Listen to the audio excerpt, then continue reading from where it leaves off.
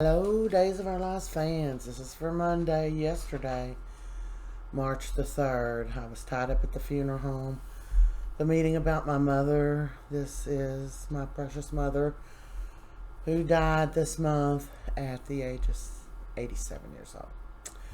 Okay, so Holly goes to visit Dougie 3 and make sure that he knows that she loves Tate very much. She's got a boyfriend, and she doesn't have those kind of feelings for him, and make sure he understood it, and he did. And he said, well, I guess you don't want to be friends with me now. And she said, well, don't be silly, of course we're friends. So they went to the square to have some conversations, and he was telling her how he's struggling to try to get that necklace back, and she was holding his hands, and who walks up? The Tatester. And he had his butt in a knot for sure.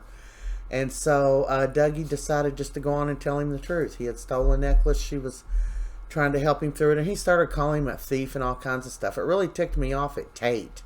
Tate, you worry about who Holly's friends with. You're over there with a girl knocked up, you piece of crap. I'm sick of these people, man. At least this week. So he's telling Holly, she said, you shouldn't have told him. And he's like, I know, I can't count on him to keep his mouth shut, but I didn't want him to think we were doing anything else. Tate was telling her, Holly, you shouldn't be involved in something like this. Are you going to get in trouble? He was just, he needs to mind go take care of his baby's mama. Speaking of, here they are. They meet up with Chanel and Johhny and ask, can you have lunch with her mother today? And they said, okay. So they went and they told him about the lie they were going to have to portray. And they said they'd go along with it. So Gabi and whatever the hell her name is, Jada, and I'm fed up with both of them. They get the test results back, and they find out that the hair she pulled from fake Rafe doesn't match her. That's all she could verify. So they decide they're going to go after EJ because EJ knows where the real Rafe is, even though the real Rafe is right in front of them. So they think they've just got a right to go bust in somebody's house and stuff. And I'm sick of Jada. She's not even a cop anymore. I wish somebody just slapped the hell out of both of them. Anyway, not that I'm promoting violence. This is just a show, people.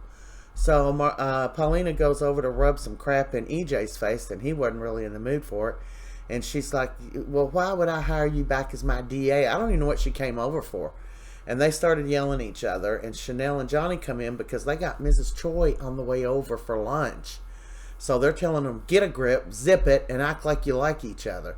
So they're like, okay, we'll do it. So they're trying to act like they got their act together when Miss Choi comes over. And look at Chanel. She's dressed like a shaker with her little cross on, and she was trying to portray what she thought was a very good Christian woman.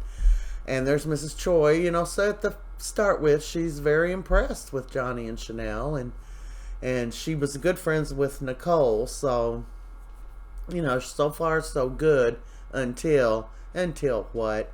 Until Jada and Gabi bust in, and Gabi says, where the hell's my brother, you son of a bitch? Just busting in, and Jada's like, I know you got that fake Rafe or whatever his name is, Arnold, in your basement. And she's like, Johhny, will you show me to the basement? And EJ said, son, don't do this. You don't have to do this. And Johhny showed him to the basement anyway. Johnny's all bent out of shape if EJ has had anything to do with this fake Rafe who raped his mother. So there they all sat with embarrassment. They ended up leaving, and Mrs. Choi said, no, they will not get the baby. And that's a wrap for Monday.